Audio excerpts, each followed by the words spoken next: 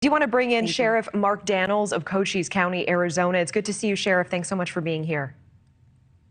Good to see you, Natasha. Thanks for having me. Let's talk about this. DHS Secretary Alejandro Mayorkas giving testimony again this afternoon to the Senate Judiciary.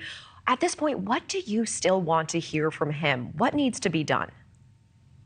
Natasha, the first thing, and this is sheriffs, we have met with Secretary Mayorkas. We have a vote of no confidence against Secretary Mayorkas. I'm just going to put that out front to your viewers on that. We have tried to work with Secretary Mayorkas as sheriffs, community sheriffs throughout the country. I actually handed him, on behalf of National Sheriff Association, a 16-point border action plan put together by sheriffs throughout the country. We didn't hear anything. I asked him months later, said, Mr. Secretary, where are we at with that 16-point action plan? We're going to meet in the middle. Where are we going? He made a comment to me, did you give me something, Sheriff? Did you hand me something? Bottom line is, the will's not there. And this is the new normal on our border right now, Natasha. Interesting. So you don't have any sort of sense that Secretary Mayorkas has any idea what's going on the border or what you're dealing with every single day? Natasha, I will counter that. I think he knows exactly what's going on our border. He's a very intelligent man. I'll credit him for that. He's been in DHS. He knows the system. He knows border. But what's taking place right now is the will to secure it. We need to secure our border. Is there anything that Secretary Mayorkas could say this afternoon in his testimony to the Senate Judiciary that would give you peace of mind, or do you believe that he needs to be out? Natasha, I've said this before, and I've said this on other media too, and maybe on your show, is the fact that Chief Ortiz got up in front of Congress and admitted there's a crisis on the border. Ask any agent, they'll tell you there's a crisis. Anybody that lives on the border will tell you there's a crisis on our border.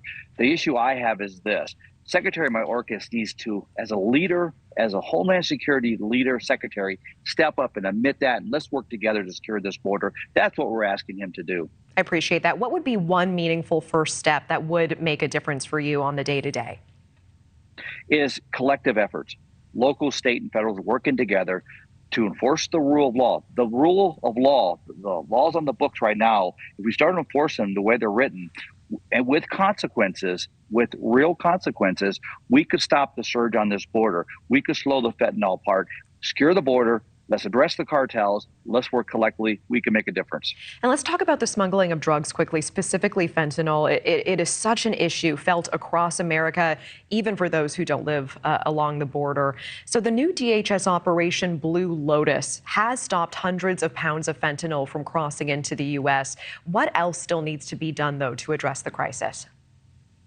Well, Tasha, I got to say this. In fact, one of your reporters, Ali Bradley, asked me about this a week ago about Blue Lotus. I've never heard of it. Now, we're on the front line of fight and flight down here when it comes to gotaways in the Tucson sector, which it means that's where your drugs are coming through in most cases. I do nothing about Blue Lotus. So what I'm saying that to you is to highlight the fact that, once again, your local sheriffs, I talked to some other sheriffs about it, we know nothing about it. So who's this plan for and who's working together on it? I know sheriffs on the border. You would think I would have some kind of brief or some kind of collective efforts.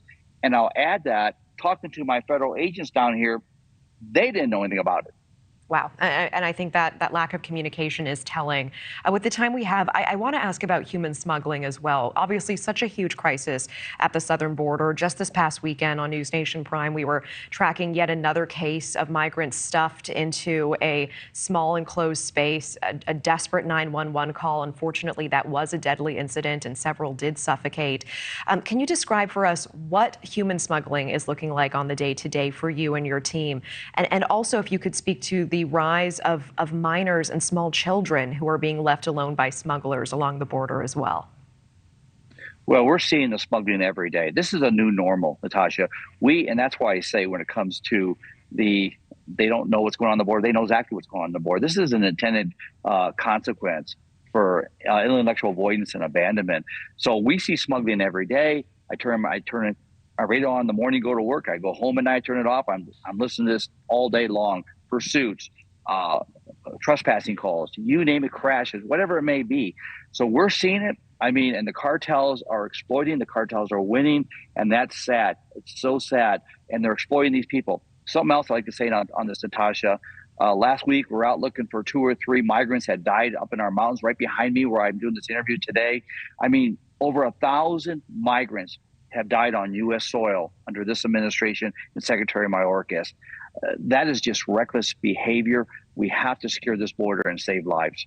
Thank you for watching. Go to newsnationnow.com to find NewsNation on your television provider. And don't forget to click the red subscribe button below to get more of NewsNation's fact-driven, unbiased coverage.